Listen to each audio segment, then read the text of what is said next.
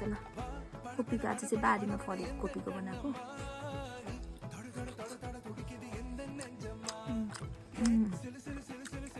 अस्तिको भन्दा तेल अलिक बेसी भएछ है मिठो भएछ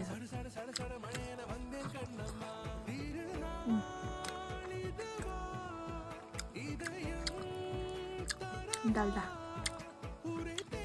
मार्गी लागेर स्वर कस्तो भइरहेको छ झन् पिरो खाँदैछु हल्ला परिन्छ होला आज चाहिँ जुसी भएछ अस्ति चाहिँ अलिक कम्ती भएको थियो डाल्डा